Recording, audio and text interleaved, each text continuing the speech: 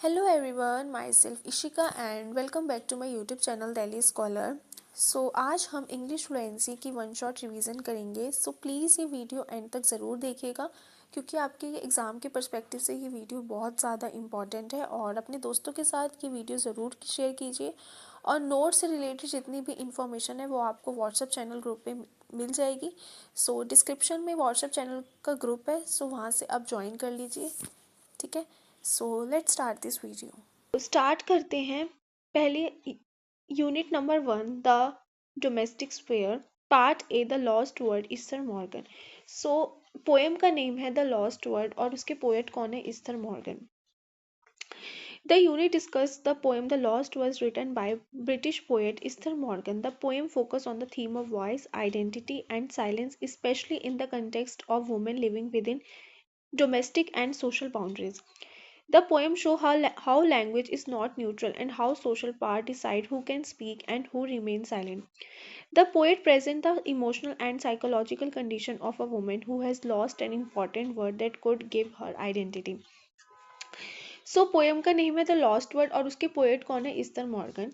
जो ये पोएम है वो वॉइस, आइडेंटिटी और साइलेंस की थीम पर फोकस करती है. ठीक है, जैसे यहाँ पे लिखा हुआ है. ठीक है. पोएम ये भी शो करती है कि लैंग्वेज न्यूट्रल नहीं होती और सोशल पावर दिखाती है कि कौन बोल सकता है और कौन चुप रहता है.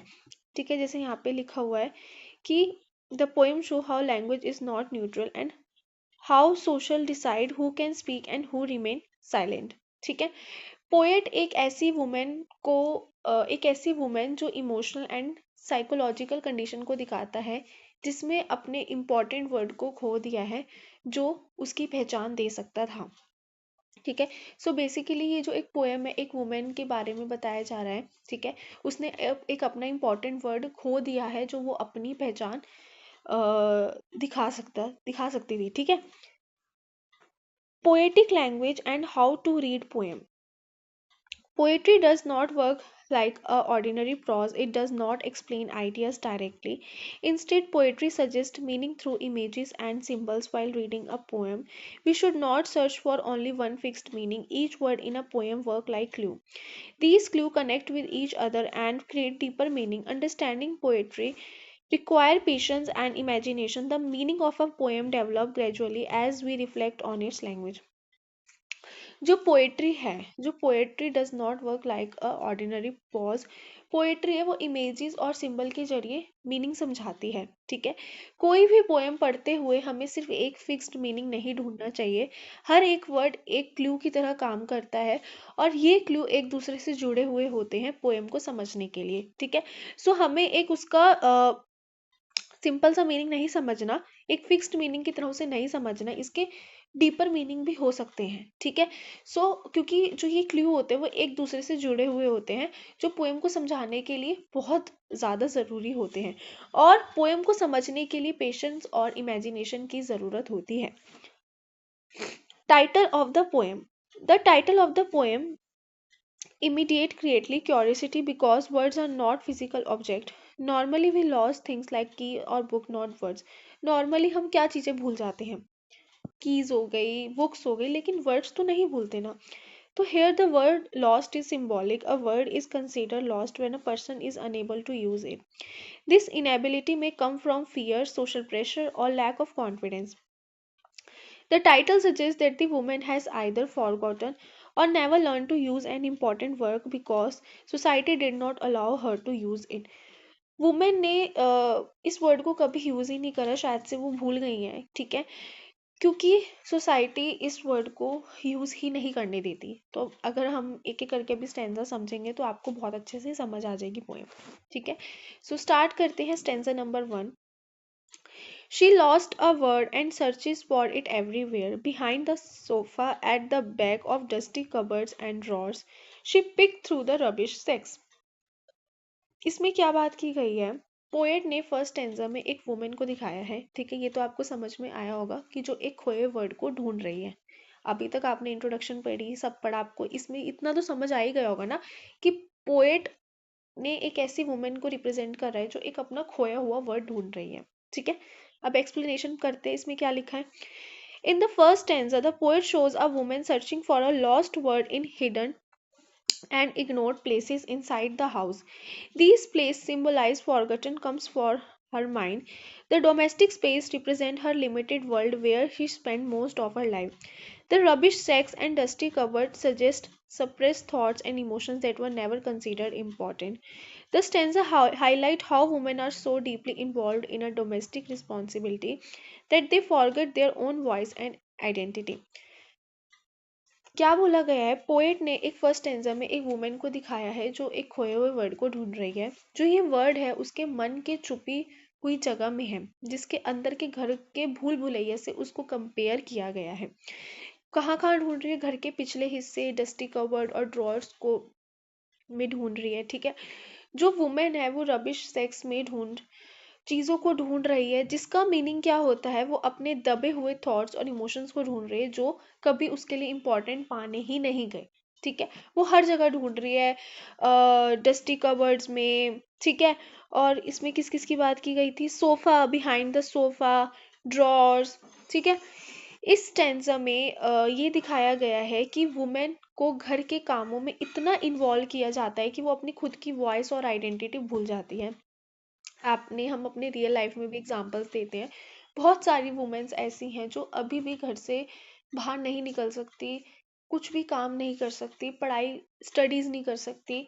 ठीक है, अगर उसे प्रॉब्लम है वो अपनी वॉइस नहीं उठा सकती, उन्हें ऐसा लगता है कि जो समाज है उनकी वॉइस को दबाता है. ठीक है, बहुत जगह वुमेन्स को प्रायोरिटी नहीं मिलती, आज भी चलता है ऐसी जगह पे जहाँ पे वुमेन को उतनी इम्पोर्टेंस नहीं मिलती. ठीक है, सो इसमें यही बात की गई है कि जो वुमेन को घर के कामों में, बस सबको यही लगता है कि जो वुमेन है वो घर के काम कर सकती है. इसमें यहाँ पे ये बात की गई है कि इतना इन्वॉल्व किया जाता है कि वो खुद की अपनी पहचान, अपनी वॉइस सब भूल जाती है घर के कामों के चक्कर में. ठीक है, नेक्स्ट है stanza 2. Under the carpet she finds lots of others she did forgotten, she did swept under there, but not the one she is looking for. The trouble it's small, only two letters, though no less valuable for them. Explanation of stanza 2. ठीक है, in this stanza, the woman finds many other words hidden under the carpet. The phrase swept under the carpet means deliberately hiding something. These words represent thoughts and expressions she suppressed because she lacked confidence. Language carries social values, and from childhood, women are taught not to speak freely. The lost word is very small but extremely important. It symbolizes power and authority, possibly the power to say no. इस stanza में women को carpet के नीचे, इस stanza में क्या बताया कि जो वुमेन है उसको कारपेट के नीचे बहुत सारी चीज़ें मिली. अब आप सोच रहे हो कि कारपेट क्या, वो अपने मन को एक घर के चीज़ों से कंपेयर कर रही है. अब उसको कारपेट के नीचे क्या मिला, थॉट्स मिले. अब जो उसने अपने थॉट्स को छुपा रखा था, अपने फीलिंग्स को छुपाया हुआ था, जैसे कि घर के जो काम काज में समाज की एक्सपेक्टेशंस में वो थॉट्स, वो जो फीलिंग्स है वो दब गई हूँ. ठीक है, और उसने उसको कहाँ ढूंढा, कारपेट के नीचे. वो लॉस्ट वर्ड बहुत छोटा सा है. ठीक है, लेकिन बहुत ज़्यादा कीमती भी है. आप इसमें हमें लग रहा है कि यार कितने छोटे वर्ड की बात है, ये लॉस्ट वर्ड है तो वर्ड छोटा सा बट बहुत ज़्यादा कीमती है. जो ये वर्ड है वो ताकत और अधिकार को सिंबल करता है. ठीक है, और वो वर्ड नो बोलने की शक्ति देता है जो वुमेन के लिए इम्पोर्टेंट है. ठीक है, possibly the power to stay no. Stanza 3. She stands racking her brains for the last time she used it, but all that comes to mind are failed attempts when her mouth was full of someone else's tongue. इस poem में क्या बोला गया है कि women को ये सोचने की कोशिश कर रही है कि उसने अपना खुद का शब्द कब यूज करा था. वो ये सोच रही है कि अपना उसने खुद का वर्ड कब यूज करा था, और उसके जो दिमाग में वो ये भी आ रहा है कि उसने खुद से शब्द को आखिरी बार कब बोला, लेकिन उसके दिमाग में सिर्फ नाकामियां आ रही है, मतलब सिर्फ फेल्ड चीजें आ रही हैं. ठीक है, और अगर मैं सिंपल लैंग्वेज में इस स्टेंजा को समझाऊं कि इस स्टेंजा में ये दिखाया गया है कि वुमेन ने अपनी खुद की वॉइस को कब बोला था. ठीक है, और वो सिर्फ दूसरों को ख्यालों को बोलती रही. इससे ये पता चलता है कि उसके पास अपनी आइडेंटिटी और इंडिपेंडेंस है ही नहीं. ठीक है, तो वुमेन इसमें ये बोल रही है कि उसने अपने लिए कब वो वर्ड बोला था, बट उसके दिमाग में सिर्फ नाकामियां ही आई जा रही है। देखते हैं अब इसमें क्या लिखा है। In the first stanza the woman tries to remember when she last use the lost word. मतलब वो यही बोल रही है, वो सोच रही है कि उसने लास्ट टाइम उसने कौन सा वर्ड बोला था। She can not remember any successful moment, वो कोई सक्सेसफुल मोमेंट याद नहीं कर रही, उसे सिर्फ अपने फेल्ड मोमेंट्स याद आ रहे हैं। The phrase something else term means she has always spoken using other people's opinion and expectations. She never expressed her own thought. This show the loss of identity and independence.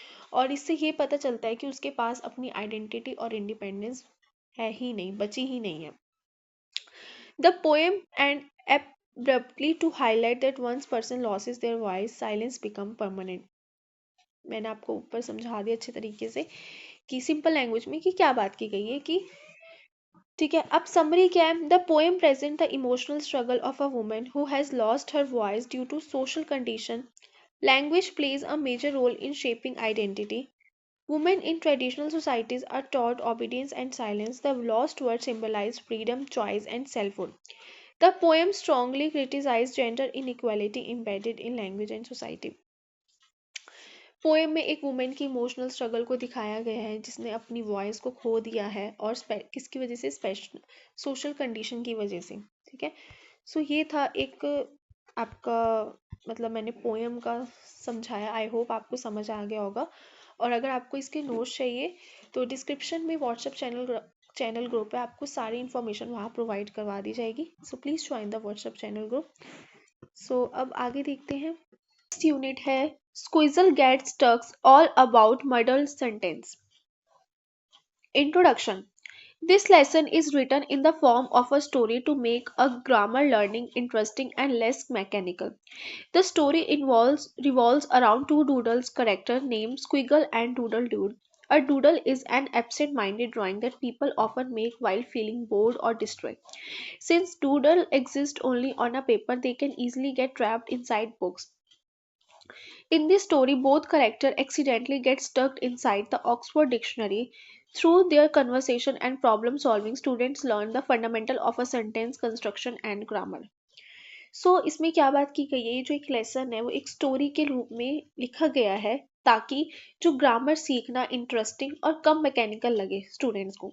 कहानी में दो doodle character हैं, first is squiggle and दूसरा है doodle dude. Doodle मतलब है जो एक बेकार का चित्र जो लोगों को बोरियत में बनाते हैं। ठीक है, डूडल सिर्फ एक कागज पर होते हैं लेकिन वे आसानी से किताबों में फंस जाते हैं, इसमें ये लिखा गया है। ठीक है, इस कहानी में दो करेक्टर गलती से ऑक्सफोर्ड डिक्शनरी के अंदर फंस जाते हैं जो उनकी बातचीत और प्रॉब्लम सॉल्विंग से स्टूडेंट्स को सेंटेंस कंस्ट्रक्शन और ग्रामर की बेसिक सीखने को मिलती है। सो बेसिकली इसमें एक आपको स्टोरी के फॉर्म में बेसिक्स ऑफ ग्रामर के बारे में बताया जाएगा। ठीक है, तो देखते हैं कि आपको स्टोरी के से कैसे आपको ग्रामर समझ आती है, आगे आगे चल के देखते हैं। ठीक है, learning objective. This unit aims to help student understand how correct sentence are formed in English. इस यूनिट का क्या मकसद है, स्टूडेंट्स को ये समझाना कि इंग्लिश में सही सेंटेंस कैसे बनाते हैं। By the end of this lesson, learners are expected to identify basic sentence structure, understand the 8 part of speech, and apply grammatical rules while forming sentences. The creative storytelling approach help learner grasp grammar concepts and naturally. जब lesson खत्म हो जाए तो learners को ये आ जाना चाहिए basic sentence structure पहचानना। ठीक है, 8 parts of speech, grammatical rules apply करके सेंटेंस बनाना। ठीक है, क्रिएटिव स्टोरी टेलिंग अप्रोच से ग्रामर कॉन्सेप्ट नेचुरली समझ में आ जाते हैं। अगर मैं आपको एक स्टोरी के उससे ग्रामर समझाऊंगी सो आई होप आपको समझ आ जाए, क्योंकि एक इंटरेस्टिंग वे में आपको समझ आएगा। ठीक है, सो स्टार्ट करते हैं। The story began with a squiggle standing near a large pile of books on the top of which lies the Oxford Dictionary. कहानी कैसे शुरू होती है, स्क्विजल के पास जो एक बड़ी किताबों के ढेर के पास खड़ी है जिसके ऊपर एक ऑक्सफोर्ड डिक्शनरी रखी हुई है। Due to the unstable pile the books fall and squiggle gets trapped inside the dictionary. जब अनस्टेबल पाइल होने की वजह से सारी किताबें गिर जाती है और जो स्क्विगल वो डिक्शनरी के अंदर, ऑक्सफोर्ड डिक्शनरी के अंदर फंस जाती है. Inside she meets doodle dude who has been stuck for a long time. जब वो अंदर गिर जाती है, फंस जाती है, तो उसको डूडल डूड मिलती है जो पहले से ही वहां फंसा हुआ है. ठीक है. Doodle dude can not escape because he is unable to form a correct sentence. पहली बार स्क्विगल को रिप्रेजेंट किया गया एज अ शी और डूडल डूड को ही. ठीक है. सो डूडल जो डूड है वो बाहर नहीं निकल पाता क्योंकि वह सही सेंटेंस बना ही नहीं पाता, तभी वो वहां फंसा हुआ है. ठीक है. The dictionary explain that the only way to escape is by creating a grammatical correct sentence that moves diagonally across the page. Dictionary बताता है कि बाहर निकलने का एक तरीका है. अब वो पूछते क्या तरीका है? ग्रामेटिकली करेक्ट सेंटेंस बनाना जो पेज पर डायगोनली चलता है. मतलब जब तक आप एक ग्रामेटिकली सही सेंटेंस नहीं बनाओगे तब तक आप बाहर नहीं निकल पाओगे. ठीक है. Squiggle is given the task of helping Doodle Doodle learn sentence formation so both can escape. Squiggle को काम दिया जाता है डूडल डूड को सेंटेंस फॉर्मेशन सिखाने का ताकि दोनों बाहर निकल सके इजीली. ठीक है. Making a perfect sentence. A sentence is defined as a group of words that express a complete and meaningful idea. एक सेंटेंस वो वर्ड्स का ग्रुप होता है जो एक कंप्लीट और मीनिंगफुल आइडियाज को एक्सप्रेस करता है. ठीक है. हमें एक सेंटेंस ऐसा बनाना चाहिए, पहली बात तो वो एक कंप्लीट सेंटेंस हो. ठीक है. ग्रामेटिकली सही सेंटेंस हो और एक मीनिंगफुल आइडिया हमें एक्सप्रेस करता हो, कुछ उस सेंटेंस का कोई मीनिंग निकल के आए. ठीक है. Simply placing words together does not create a sentence unless they are follow grammatical rules. सिर्फ वर्ड्स को एक साथ रख देने से सेंटेंस नहीं बनता जब तक उसमें ग्रामेटिकल रूल्स फॉलो नहीं किए जाते. ठीक है. अगर आप सोच रहे कि हम वर्ड्स को ऐसे आगे पीछे लगा दे तो एक सेंटेंस बन जाएगा, नहीं. जब तक हम उसको एक ग्रामेटिकल फॉर्म में नहीं लाते, उसके ग्रामेटिकल रूल्स को फॉलो नहीं करते, तो एक वो सेंटेंस प्रॉपर नहीं बनता. English sentence generally follow the subject verb object pattern. Every sentence must have a subject which tells us who or what the sentence is about and a verb which tells us what action is being performed or the state of being. English sentence में subject verb object pattern होता है. हर sentence में subject होना चाहिए जो कौन या क्या है और वर्ब होना चाहिए जो एक्शन या स्टेट बताता है. ठीक है. In the story, Doodle Dood chooses the noun worms as the subject. The verb wriggling describe the action. However, the sentence remains incomplete without a helping word.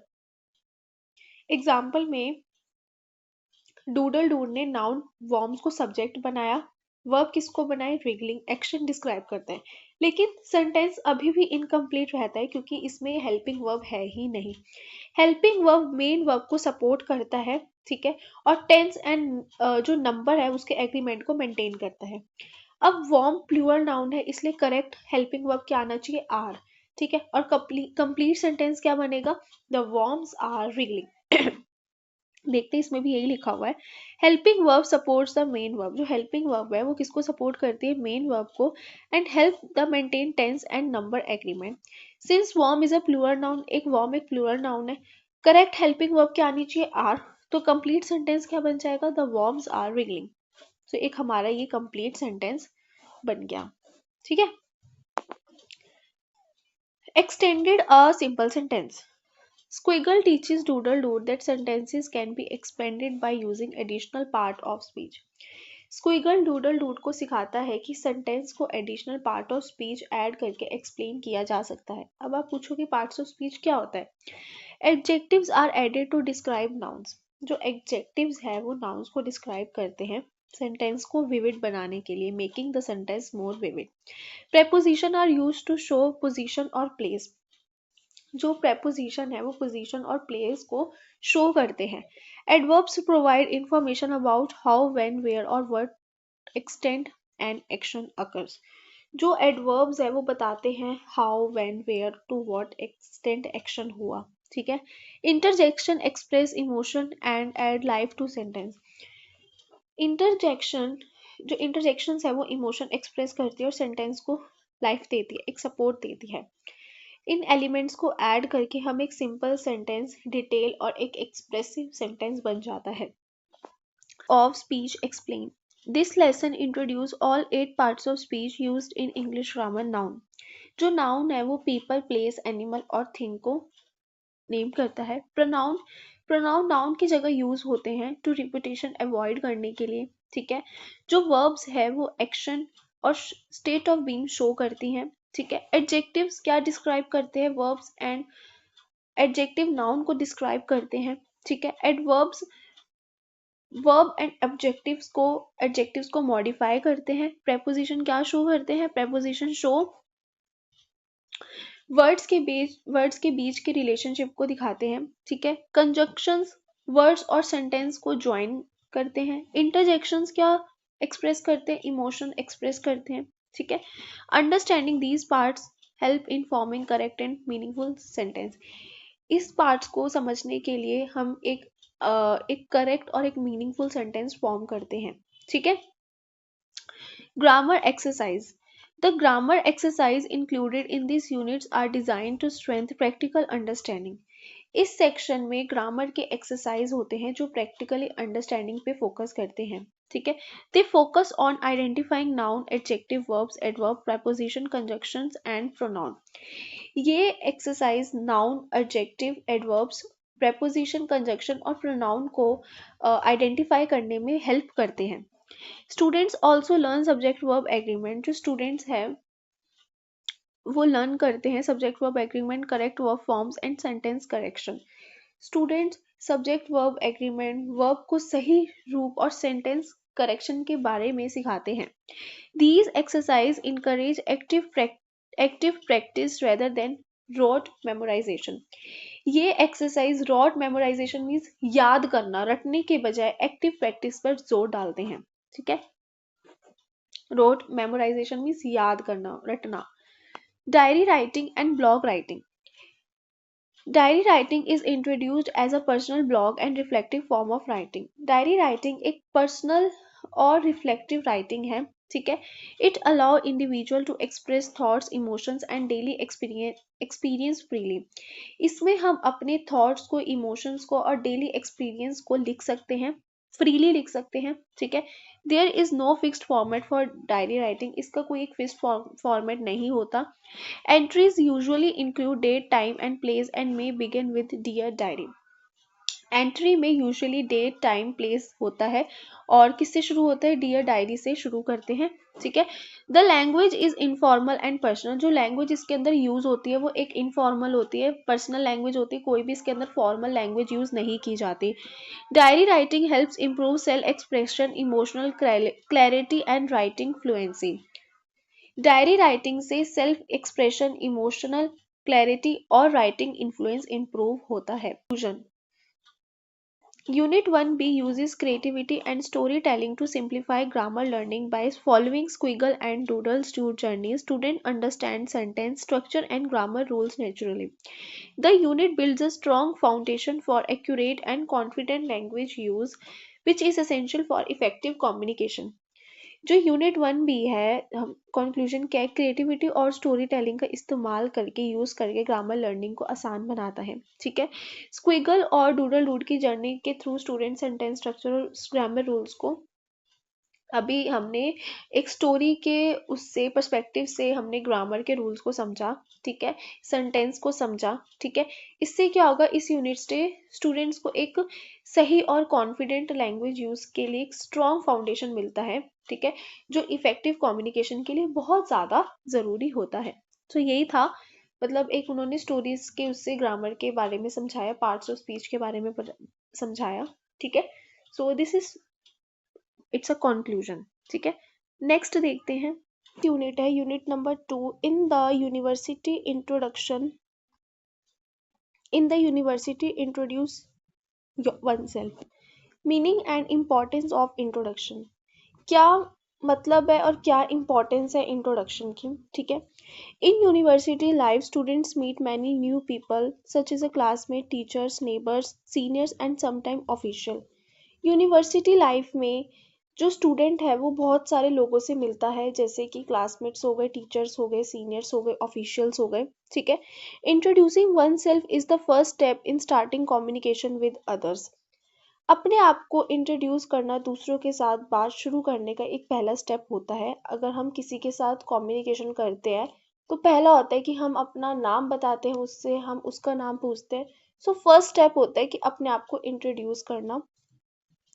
A proper introduction helps in creating a good impression and make future interaction easy and comfortable. एक अच्छा introduction जो हमारा impression अच्छा बनाता है, future में interaction करना easy और एक कंफर्टेबल बना देता है। एक प्रॉपर इंट्रोडक्शन, ठीक है। Self introduction is specially important when people are likely to meet again or work together. It helps in building familiarity and confidence in communication. Self introduction खास तौर पर तब ज़रूरी होता है जब हमें लिखने के लिए लाइकली टू मीट अगेन और वर्क टुगेदर, ठीक है। इससे क्या होता है, ये फैमिलियरिटी और कॉन्फिडेंस बिल्ड करने में हेल्प करता है, ठीक है। यानी जो हमारी बातचीत में आसानी होती है। Introduction, informal introduction usually happens between people of the same age group such as students. Informal introduction कब हैपन होती है, दो पीपल के बीच में जिनका एज ग्रुप एकदम सेम होता है, जैसे कि स्टूडेंट्स अगर आपस में बात कर रहे हैं, so it's a informal introduction. In such situation the language used is simple and friendly. जब हम इस सिचुएशन में जो हमारी लैंग्वेज होती है वो एकदम सिंपल लैंग्वेज होती है, इसमें हम कोई प्रोफेशनल लैंग्वेज का यूज़ नहीं करते और एकदम हम फ्रेंडली मैनर में एक दूसरे से बात करते हैं। Only basic information is share, सिर्फ एक बेसिक इंफॉर्मेशन शेयर होती है। द स्पीकर टेल्स नेम, अपना वो नेम बताता है, कोर्स बताता है, कोर्स और ईयर, कॉलेज और place of study. This tone relaxed and polite, ये जो टोन है वो हमेशा रिलैक्स्ड और पोलाइट रहता है। Informal introduction help student make friends easily in college and public places. Informal introduction से हेल्प क्या होता है, जो स्टूडेंट है वो एक दोस्त बना पाते हैं बिल्कुल कॉलेजेस में और इन पब्लिक प्लेसेस में। फॉर्मल इंट्रोडक्शन, अब फॉर्मल इंट्रोडक्शन क्या होती है। Formal introduction is required when speaking to teacher. Formal introduction का मतलब होता है जब हम रिस्पेक्टफुली ग्रीटिंग से बात करते हैं, एकदम रिस्पेक्टफुल मैनर में, जैसे हम अपने टीचर से बात करते हैं, हम अपने एल्डर से बात करते हैं, सीनियर से, या प्रोफेशनल सेटिंग्स में बोलते हैं, ठीक है। इसमें हमें एक रिस्पेक्टफुल लैंग्वेज में बात करनी पड़ती है, ठीक है। हम इसमें कोई फ्रेंडली मैनर से बात नहीं कर सकते, ठीक है। Formal introduction is required when speaking to teachers, seniors, elders, or people in professional settings. In such situation, respectful language is used. Formal introduction में हमेशा हमें एक respectful language use करनी होती है। इसके अंदर क्या क्या है, full name is mention होना चाहिए, proper titles are used, tone remains respectfully। जो आपकी टोन होगी ना वो हमेशा रिस्पेक्टफुल होनी चाहिए। अब कुछ लोग क्या होता है रिस्पेक्टफुल वे में बात नहीं करते। इट्स नॉट अ वे कि अगर हम अपनी सीनियर से बात कर रहे हैं या हम अपने टीचर से बात कर रहे हैं, है ना, या हम प्रोफेशनल कम्युनिकेशन कर रहे हैं, तो हमें रिस्पेक्टफुल होके बात करनी है। हमें गुस्सा नहीं करना, हमें रूड वर्ड्स यूज नहीं करने, ठीक है। फॉर्मल इंट्रोडक्शन शो डिसिप्लिन, जो जब हम किसी से बात करते हैं फॉर्मल इंट्रोडक्शन में तो हमें एक डिसिप्लिन शो करना होता है, रिस्पेक्ट, गुड कम्युनिकेशन स्किल्स होनी चाहिए आप में, विच आर इम्पॉर्टेंट। ये एक बहुत ज़्यादा इंपॉर्टेंट है एकेडमिक और एक प्रोफेशनल लाइफ में, ठीक है। नेक्स्ट है introducing one person to another. Sometimes students have to introduce one person to another. While doing so, certain social rules are followed to show respect. कभी कभी स्टूडेंट्स को एक पर्सन को दूसरे पर्सन से इंट्रोड्यूस करना पड़ता है, ठीक है। इसमें कुछ सोशल रूल्स फॉलो किए जाते हैं ताकि रिस्पेक्ट रखी जाए। अब कॉमन रूल्स क्या क्या होते हैं। Younger person is introduce to other, मान लो छोटा बच्चा या जूनियर को बड़े से मिलवाता है, ठीक है। Junior is introduce to senior, junior को सीनियर से इंट्रोड्यूस किया जाता है, यानी कि कॉलेज या ऑफिस में जूनियर को सीनियर के पास लाते हैं। Man is introduce to women, man को वुमेन से इंट्रोड्यूस किया जाता है, ठीक है। मान लो लड़के को पहले लड़की के पास इंट्रोड्यूस करेंगे, फॉर एग्जाम्पल, ठीक है। Polite words are getting and greetings are important rule while introducing other proper intro. Next है form of address. The way people are addressed depend on the situation. कैसे नाम लेते हैं, ठीक है। इनफॉर्मल सिचुएशन में elders are often called uncle और auntie. Informal मतलब एल्डर्स को अंकल आंटी बोलते हैं, ठीक है। हम एल्डर्स को नाम सीधा नहीं लेते, ठीक है। Calling elders by name is avoided. Informal और प्रोफेशनल सिचुएशन में हम कैसे बोलते हैं, मिस्टर, मिसेस, सर और मैडम यूज करके बोलते हैं। Full names are preferred. Correct form of address help maintain respect and formality. Continuing a conversation after an introduction conversation usually continue. Introduction के बाद कन्वर्सेशन शुरू हो जाती है। Many student feel nervous while talking to new people specially in English. बहुत सारे students nervous feel करते हैं जब वो नए लोगों से इंटरेक्ट करते हैं, जब उनको बोला जाए, मतलब जब वो इंग्लिश में बात करते हैं। पता है, मैंने बहुत सारे ऐसे स्टूडेंट्स को देखा है, वेन एवर ही और शी स्पीक इन हिंदी, बहुत अच्छा बोलते हैं, बहुत मतलब एकदम कॉन्फिडेंट मैनर में, बट जब बोला जाए कि आपको सामने वाले पर्सन से इंग्लिश में बात करनी है, ठीक है, तो थोड़ा सा वो कॉन्फिडेंस उनका डाउन हो जाता है। बट येस, अगर आपको प्रोफेशनल मार्केट में जाना है, अगर आपको मार्केट में और कंपटीशन के हिसाब से चलना है, यू स्पीक इन इंग्लिश, क्योंकि मार्केट में इंग्लिश लैंग्वेज ही प्रेफर की जाती है। ठीक है, मैंने मान लिया कि हमारी मदर टंग हिंदी है। बहुत सारे पीपल्स ऐसे होते हैं जो हिंदी में बोलना प्रेफर करते हैं प्रोफेशनल मार्केट में भी, बट हमें ऐसे करके चलना है कि हमारे पास कोई भी सिचुएशन आ जाए, कोई भी पर्सन आ जाए, हम उससे इजीली मैनर में और एक कॉन्फिडेंस में उनसे बात कर पाए। तो क्या आप जिन स्टूडेंट्स को बात करने में थोड़ी प्रॉब्लम होती है, तो आप अपनी इस चीज को प्रॉब्लम को कैसे सॉर्ट आउट करोगे? डेली प्रैक्टिस करो, इंग्लिश के न्यूज़पेपर पढ़ो, नॉवेल्स पढ़ो, वेब सीरीज देखो इंग्लिश में, ठीक है, मूवीज देखो इंग्लिश में। इससे क्या होगा, जो आपकी इंग्लिश की कम्युनिकेशन होगी वो बहुत अच्छे से इम्प्रूव हो जाएगी। ट्रस्ट मी, मैंने भी यही चीज करी थी जब मतलब मैं नहीं बोल पाती थी अच्छे से, नहीं कॉन्फिडेंस कर पाती थी। I shared my experience. सो मैंने भी नॉवेल्स पढ़ना, इंग्लिश न्यूज़पेपर पढ़ना, वेब सीरीज देखना इन इंग्लिश में, ठीक है। और अगर आपको लग रहा है कि नहीं हो पाएगा तो कोई नहीं, धीरे धीरे स्टेप्स लो, बहुत अच्छा आप इम्प्रूव कर सकते हो, ठीक है। अगर आपको एक प्रोफेशनल मार्केट में जाना है, तो अगर आपको मार्केट में चलना है, ठीक है, confident improve with regular practice. मैंने भी वही बात बोली, अगर आप चाहते हो आपके अंदर कॉन्फिडेंस आए तो regular practice is must. Daily practice करनी है, बेशक से 10 मिनट करिए, बट करिए, ठीक है।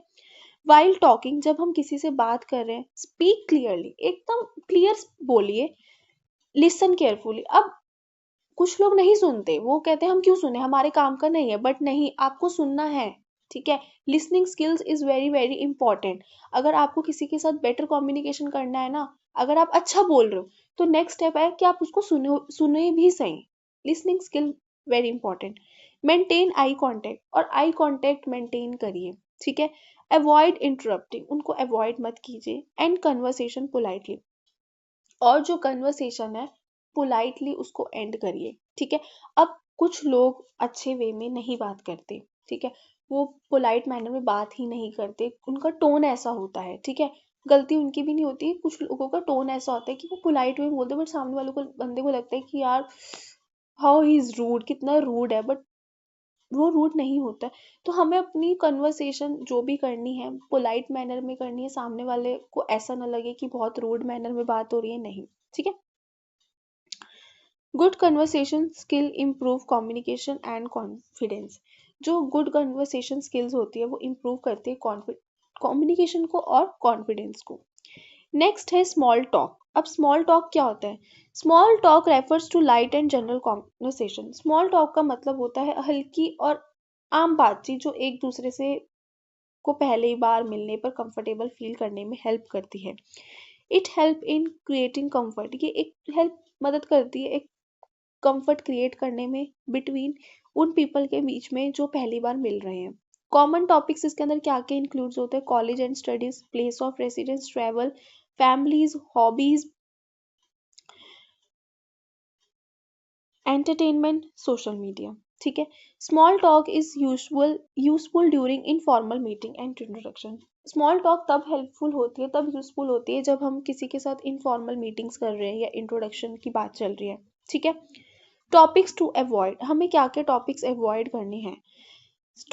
Certain topic should be avoided specially while talking to stranger और इन अ फॉर्मल सिचुएशन। ऐसे टॉपिक्स अवॉइड करने हैं जब हम टॉक करें किसी स्ट्रेंजर से या हम फॉर्मल सिचुएशन में हैं। इसमें हमें क्या क्या है? हमें अपनी एज नहीं बतानी, हमें अपनी सैलरी नहीं बतानी, हमें अपना पर्सनल रिलेशनशिप नहीं अवॉइड करना है, एंड कॉस्ट ऑफ क्लॉथ्स और बिलोंगिंग्स। सच क्वेश्चंस में मेक पीपल अनकंफर्टेबल। जो ये वाले क्वेश्चंस होते हैं ना, ये पीपल को शायद से अनकंफर्टेबल फील करवा देते हैं, and should be avoided until familiarity develops. तब तक हमें अवॉइड करना है जब तक हम एक दूसरे से फैमिलियर नहीं हो। जब हम एक दूसरे से फैमिलियर हो गए तो हम पूछ सकते हैं यस आपकी एज क्या है, आपकी सैलरी क्या है, आपका पर्सनल रिलेशनशिप कैसा है। ठीक है। सो ये सब चीज़ें आपके लिए, ये आपको अवॉइड करनी है। ठीक है।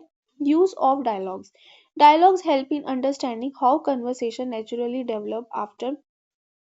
conversation develop after introduction. They show how people ask questions, respond politely, and continue interaction. Dialogues help students learn real life spoken English. Dialogue से समझ में आता है कि बातचीत कैसे नेचुरली डेवलप होती है इंट्रोडक्शन के बाद। ठीक है। इसमें क्या देखा जाता है? इसमें देखा जाता है लोग कैसे सवाल पूछते हैं, पोलाइट जवाब देते हैं और इंटरेक्शन कंटिन्यू करते हैं। डायलॉग स्टूडेंट्स को एक रियल लाइफ स्पोकन इंग्लिश सिखाने में बहुत ज़्यादा हेल्प करते हैं। Talking to elders and neighbours, while speaking to elders और नेबर, जब एल्डर या नेबर से बात करते हो, पोलाइट ग्रीटिंग्स, मतलब बिल्कुल एकदम अच्छे से आदर्श तरीके से नमस्ते से यूज से स्टार्ट करना चाहिए। रिस्पेक्टफुल वर्ड्स का यूज करना चाहिए, लाइक सर और मैडम। टोन रिमेन कॉर्टियस, मतलब एकदम जो हमारी टोन है वो एकदम पोलाइट आदर्श तरीके से आदर्श रहनी चाहिए। Till the conversation, this show respect and good upbringing. जो इससे क्या होता है, एक अच्छी इससे रिस्पेक्ट और अच्छी अपब्रिंगिंग दिखती है। नेक्स्ट है interview. An interview is a conversation where one person ask question and the others answer them. Interview का मतलब क्या होता है? इंटरव्यू का मतलब होता है कि एक ऐसी बातचीत जिसमें एक व्यक्ति सवाल पूछता है और दूसरा उसका जवाब देता है। ठीक है। Interviews are commonly seen in newspaper, television and online platform. Interviews कहाँ पे देखा होगा? जैसे कि न्यूज़पेपर में, टेलीविजन और ऑनलाइन प्लेटफॉर्म में देखे जाते हैं।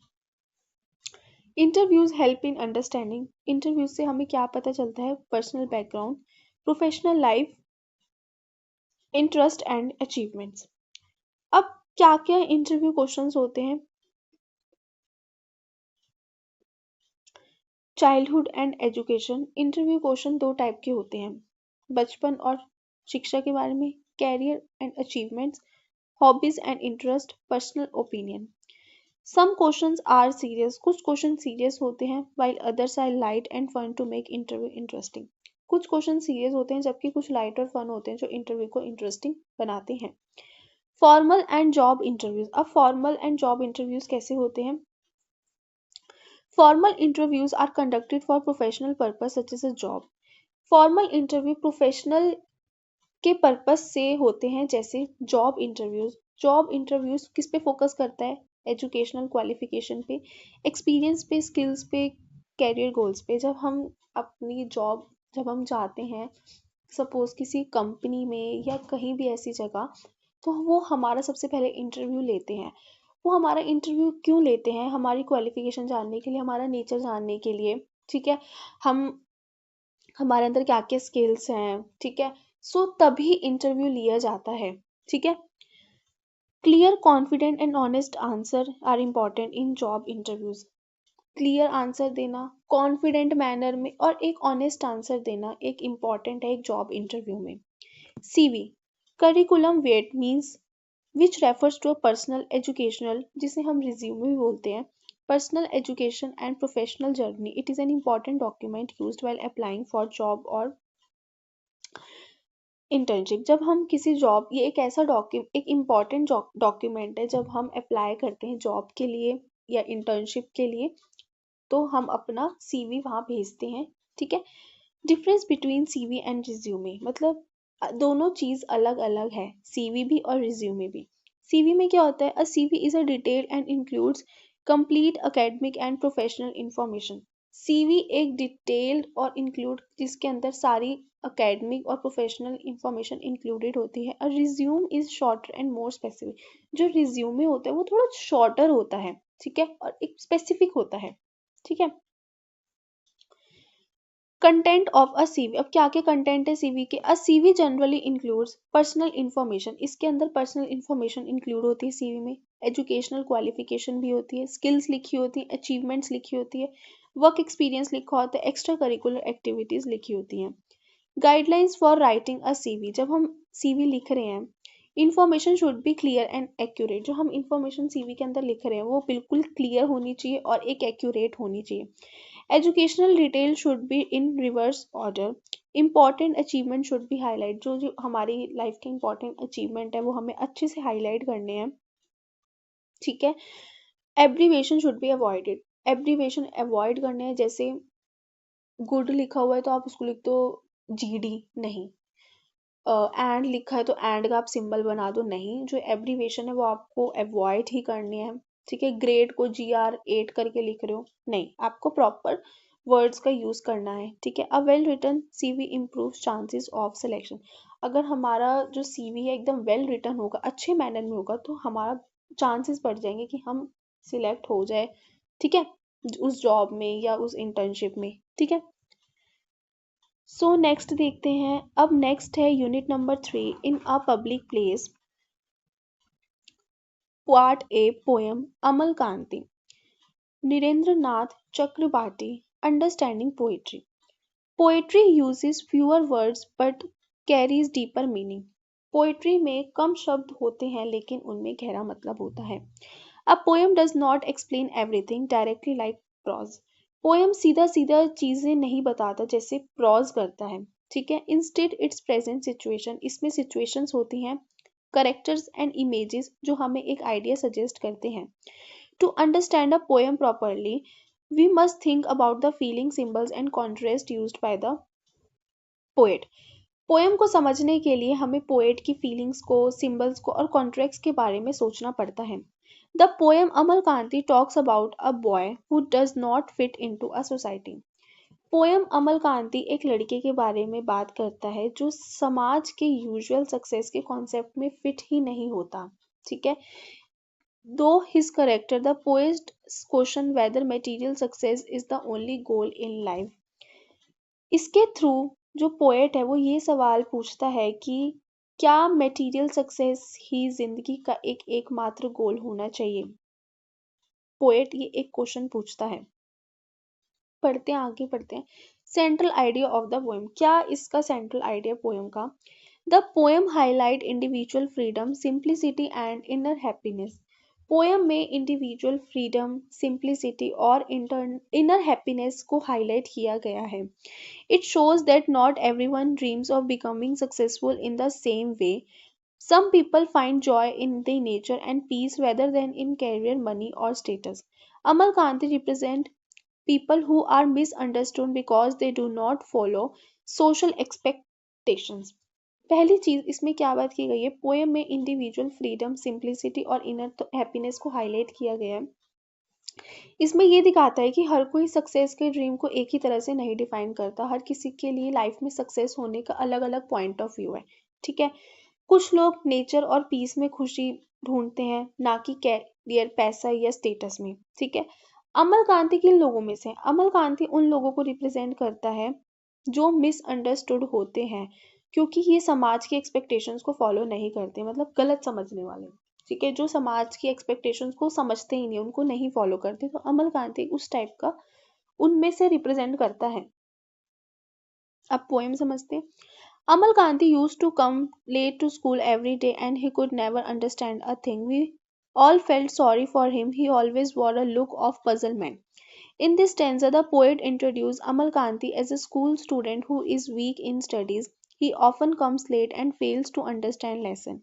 His classmates do not hate or mock him, instead they feel sympathy for him. The word puzzlement suggests that Amal Kanti always look confused as if he is lost in his own thoughts. This stanza shows that Amal Kanti does not belong to the competitive academic world. He appears slow and different, but his harmless and gentle. The poet prepares the reader to see Amal Kanti as a sensitive person rather than a failure. अब इसमें क्या बात की गई है, अमल कांति एक person है, ठीक है। वो स्कूल में हर रोज लेट आने की उसकी आदत थी, ठीक है, और वो लेसन समझ नहीं पाता था, जो भी मतलब वो स्टडीज में थोड़ा वीक था। क्लासमेट्स ने उसका कभी मजाक ही नहीं उड़ाया, बल्कि सबको उसके लिए अफसोस हुआ, ठीक है। अब पोएट क्या कहता है, पोएट कहता है कि अमल कांति के चेहरे पर हमेशा एक पजलमेंट पजलमेंट मीन्स एक कंफ्यूजन दिखती रहती थी, जैसे वो अपने ख्यालों में खोया रहता हो, ठीक है। मतलब वो पढ़ता नहीं था, पोएट को लगता था कि वो बंदा बहुत कंफ्यूज्ड है, वो अपने ही ख्यालों में खोया रहता है, ठीक है। अब इस टेंजा में क्या दिखाया गया है, अमल कांति स्टडीज में वीक है और वो स्कूल में लेट आता है, ठीक है। उसके क्लासमेट उस पर कभी सिंपैथेटिक है ना कि हार्श है, मतलब मेहरबान है, ठीक है। पोएट अमल कांति को एक सेंसिटिव और हार्मलेस पर्सन बनाता है, ठीक है, जो एकेडमिक कंपटीशन से बिल्कुल ही अलग था, ठीक है। इस स्टेंजा में ये बात की गई है। Stanza 2, one of us wanted to be a teacher, another dream of becoming a doctor, someone else hoped to be a lawyer, but Amal Gandhi said, I want to be sunlight. कुछ teacher बनना चाहते हैं, कुछ doctor, कुछ lawyer, लेकिन अमल कांति एक sunlight. अब ये क्या बोला, अब पढ़ते इसमें इसका मतलब क्या है। This stanza creates a strong contrast between Amal Kanti and his classmates. Other students have common ambition that society represent teacher, doctor, lawyer. These careers represent success, stability, and respect. Amal Kanti's dream is unusual. He does not want a job or position. He wants to be sunlight. Sunlight symbolizes warmth, freedom, happiness, and purity. This shows that Amal Kanti does not think in material terms. He wanted he wants to spread joy and exist freely without pressure. The stanza criticizes society's narrow definition of success and highlight Amal Kanti's uniqueness. इसमें क्या बात की गई है, ये stanza है वो students को सपनों और अमल कांति के एक सपनों में एक बहुत बड़ा हमें कॉन्ट्रेक्ट दिखाता है। बाकी टीचर बनना चाहते हैं, डॉक्टर बनना चाहते हैं, लॉयर बनना चाहते हैं, ठीक है, जो कि इससे क्या होगा, जॉब या समाज में इज्जत, स्टेबिलिटी और सफलता का एक सिंबल है। लेकिन अमल कांति का सपना कुछ अलग है, वो कहता है कि मैं सनलाइट बनना चाहता हूँ। इसमें जो सनलाइट है वो एक मेटाफॉर है जो गर्मी, आजादी, खुशी और शुद्धता को दर्शाता है, means warmth, freedom, happiness and purity. जो अमल कांत है वो मटेरियलिस्ट चीजें नहीं चाहता, मीन्स अब मटेरियलिस्ट चीजें क्या होती है, जॉब या पोजीशन उसे वो नहीं चाहिए, वो सिर्फ जीवन की खुशियों से भरना चाहते हैं, मतलब वो चाहते हैं कि मेरी जो लाइफ हो ना वो फुल ऑफ हैप्पीनेस हो, ठीक है, और बिल्कुल अच्छे रूप से उस लाइफ को जीना चाहता है, ठीक है।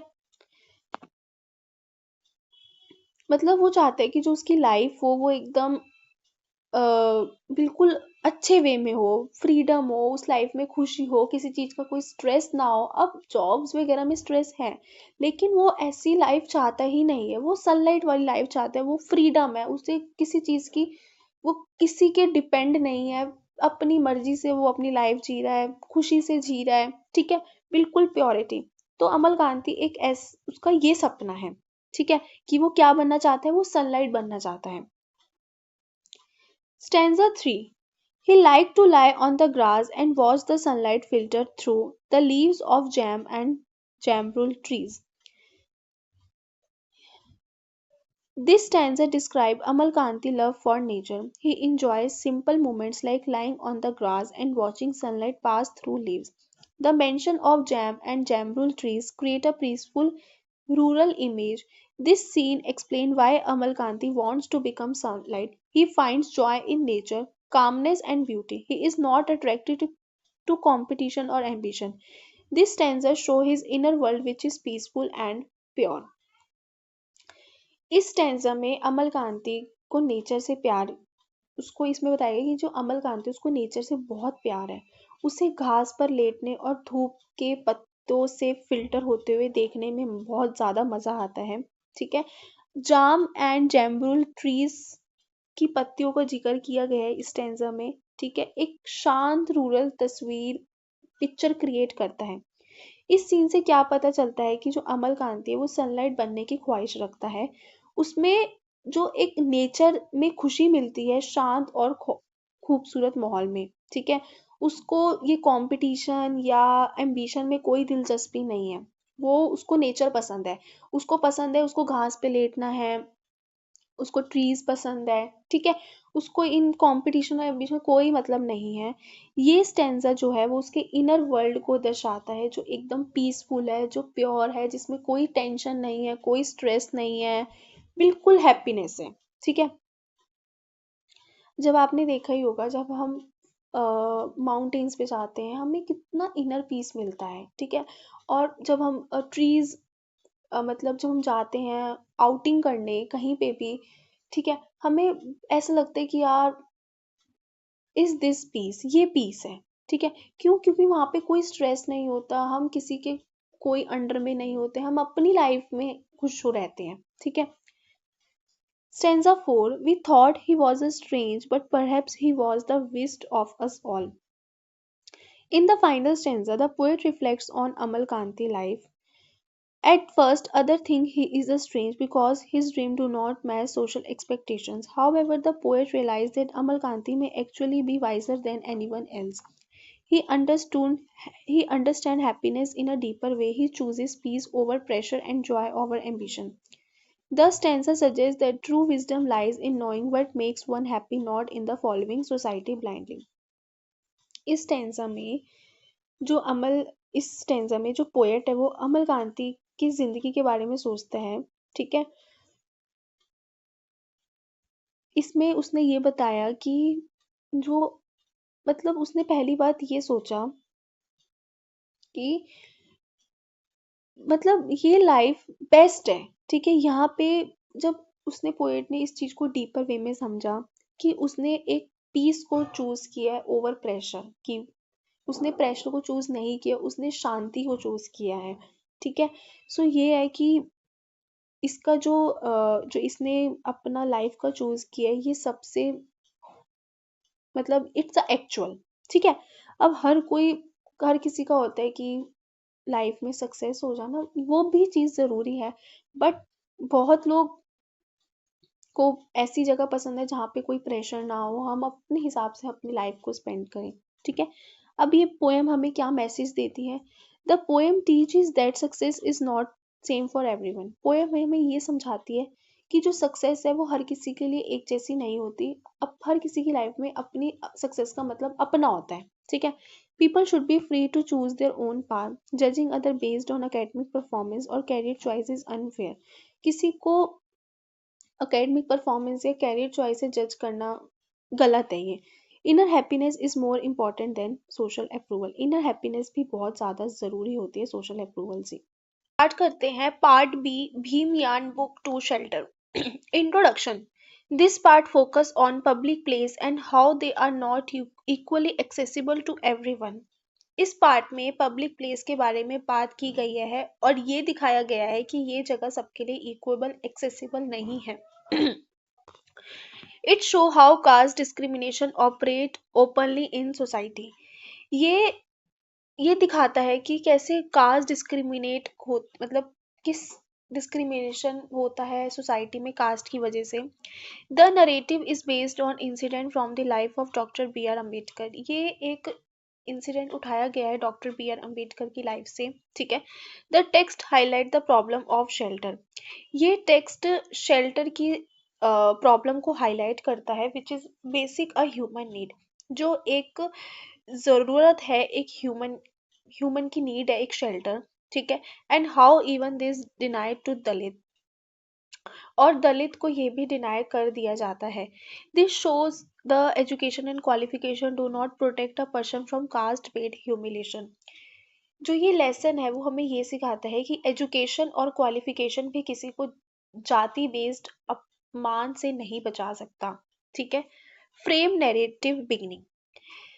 The lesson began with a conversation in the present time. Lesson एक कन्वर्सेशन से शुरू होता है जो अभी के समय में है।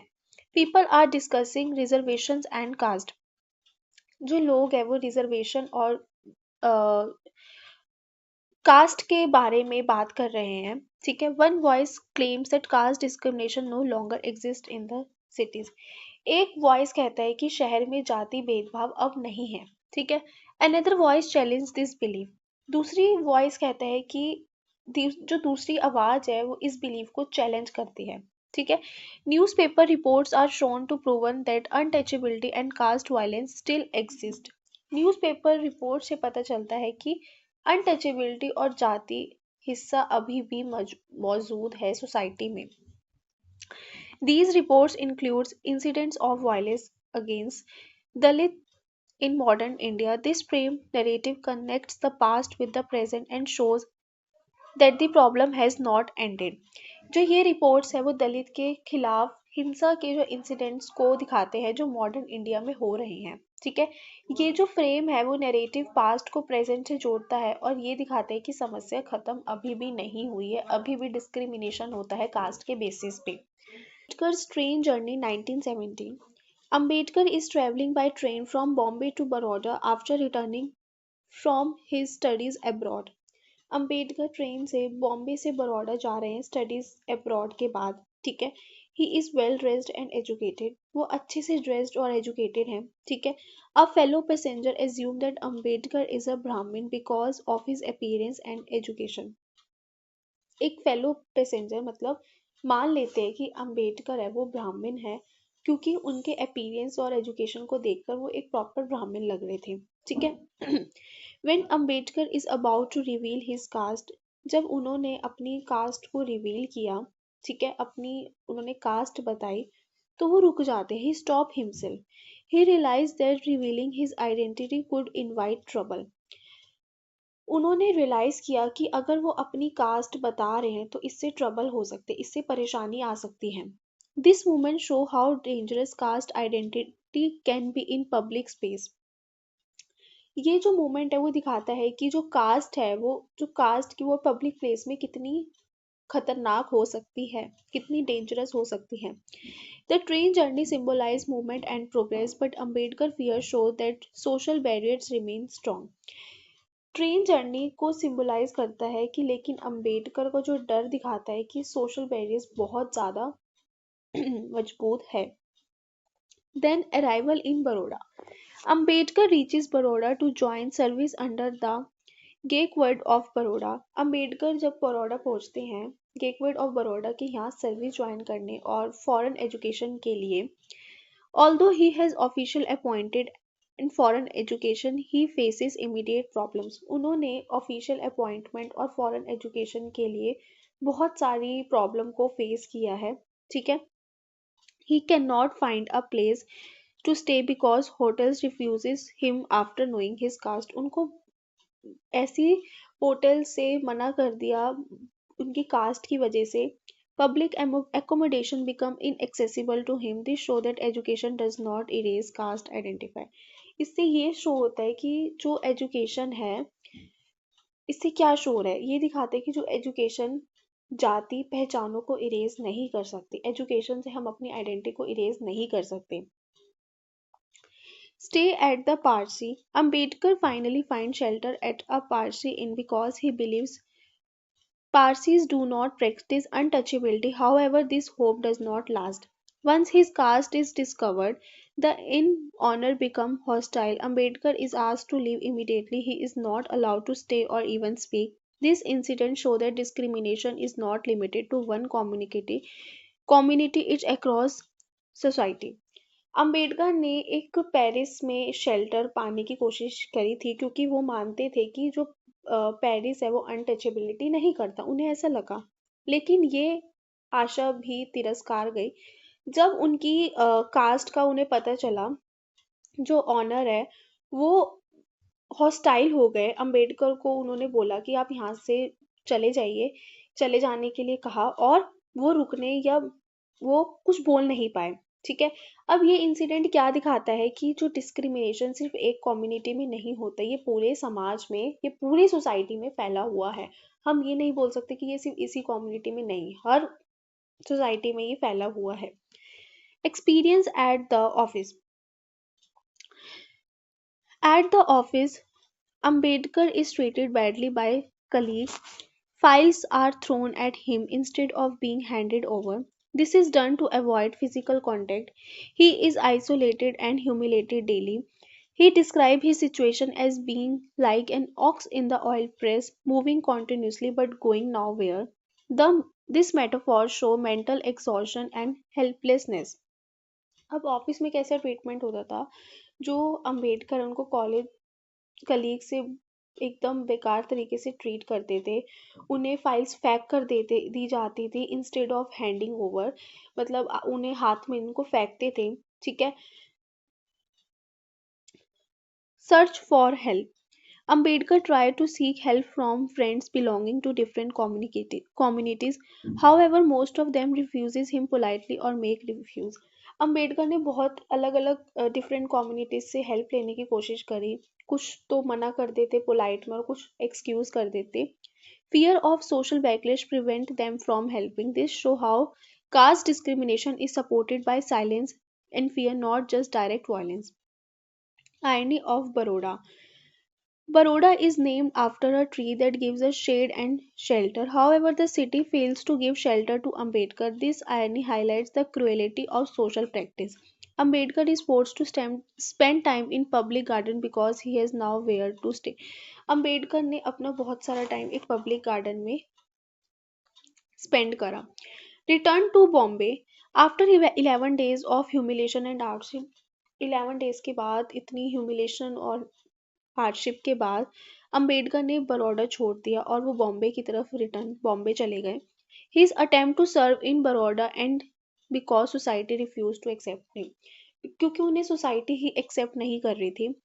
This incidents become a turning point. ये जो इंसिडेंट था उनकी लाइफ का एक टर्निंग पॉइंट था। And strength his resolve to fight caste injustice. Meaning of shelter. Shelter in this lesson is not a physical space. Shelter का मतलब इस लेसन में कोई एक फिजिकल स्पेस नहीं है कि, ठीक है, ये क्या रिप्रेजेंट करता है? Shelter safety, dignity, acceptance and belonging. आपको लग रहा हो शेल्टर मीन्स एक घर, एक फिजिकल स्पेस जहाँ पे हम रहते हैं, ठीक है? नहीं, इसमें क्या होता है? सेफ्टी, जहाँ हम रह रहे हैं वहाँ सेफ्टी हो, डिग्निटी हो, एक्सेप्टेंस हो, बिलोंगिंग हो। Ambedkar is denied all this. Ambedkar को इन सब चीज़ों से डिनाई किया जाता था। This lesson show how public space can become spaces of exclusion. Frame narrative. This lesson represents to the present time. Another newspaper report is shown about Dalit being beaten in Delhi. This proves that discrimination still exists. This frame narrative ends by reminding readers that caste oppression is not thing of the past. Activities related to the expression: writing Facebook post on social issue, writing short Twitter message, writing diary entries. These activities help students practice expressing social concern in public and digital space. Grammar section: subject verb agreement. The verb must agree in number and person. Special attention is to collective nouns, either or, neither nor, construction, compound. Tense, इसमें हमें simple present continue, simple past, present perfect, past perfect, present perfect continue, इसमें इसकी बात की गई है। ठीक है। सो ये हमारा हो गया पूरी यूनिट कवर। आई होप आपको ये वीडियो समझ आई होगी। So thank you guys for watching this video and please subscribe my YouTube channel Delhi scholar.